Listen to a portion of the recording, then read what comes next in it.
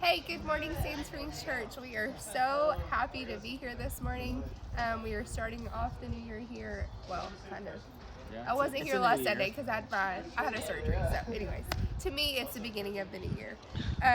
So we have quite a bit to share with y'all, but we're going to try and condense it. So as you know, today is the first day of fasting. So I hope you guys woke up this morning, already started on it, have already begun. If you haven't, that's okay. So yeah, I've kind of already decided what I'm going to do, and just praying that the Lord will just show up in a big way by the end of these 21 days, and just really pressing into Him. And I'm excited to see what happens at the end of it. I know it's going to be hard and it's going to be enduring, but it's also going to be so refreshing. So I pray that for you guys as well. So I'm going to go ahead and let Cord share because he's got a good message to share with y'all. Yeah, and it is encouraging. It's really cool to think that we're not just fasting. It's not just about you. Like, it's about the community. It's about your family. We're fasting for breakthrough for everybody. But we also, I'm selfish too, and I'm like, God, I just want to see more. I want to know you more. The whole thing makes me think about Ephesians 3. Let me pull it up here, and it's so good. Let's see here.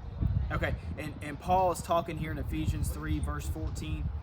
And he says, "For this reason, I bow my knees before the Father." I hope as you're going through this fast that you think about intercessing for other people, and that this would be the practical way that you walk this out during your fast, that you bow your knee before the Father, and he goes on to say, from whom every family in heaven and on earth is named, that according to the riches of his glory he may grant you to be strengthened with power. So he wants to strengthen you through power by what? By his Spirit to your inner being. Man, during this fast it gets hard. Like, I'm a weenie. I don't like fasting, but I know that I need it, and I know that God is going to strengthen my inner being by what? Not by just knowledge, not by people's words of revelation, but by the Spirit of God. He's going to strengthen my inner being. So what? So go to verse 17. So that Christ may dwell in your hearts through faith, that you, being rooted and grounded in love, may have strength to comprehend with all the saints what is the breadth and the length and the height and the depth, and to know the love of Christ that surpasses knowledge, that you may be what? Filled with the fullness of God. And that right there is just a testimony. I hope that's your prayer, and not just your prayer for yourself, but prayer for your family, the prayer for your church, that we would be filled with not the partial fullness, not 3/4 full, but with the fullness of God. Amen. That's awesome.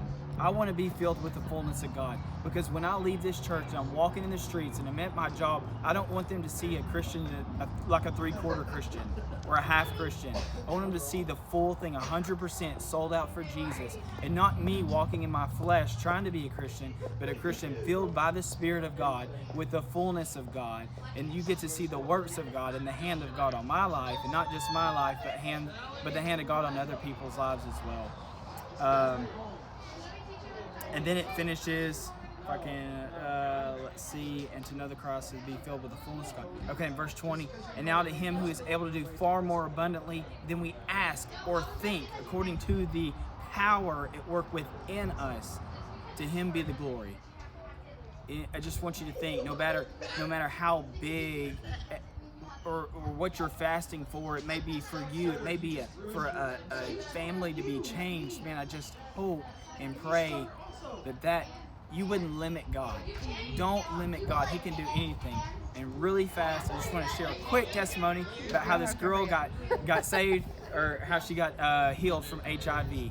She came in, 20-year-old, super young. She tested positive for HIV. We do 2 tests. I prayed over her, shared Jesus with her. She left. Nurse came back and told me at the end of the shift, she said, "Hey, I just want to let you know that the second test came back negative." And I'm going to tell you, the tests are 98% positive. This isn't a freak deal. And when she said, I just want to let you know that it was probably just a false positive, the Spirit of God rose out of me and rebuked that, because it's true. God is a healer. You hold on to what you're fasting for. God is in the business of miracles, and He wants to do a miracle in your life, in your family, in your community. We love y'all, and we thank you. Bye, guys.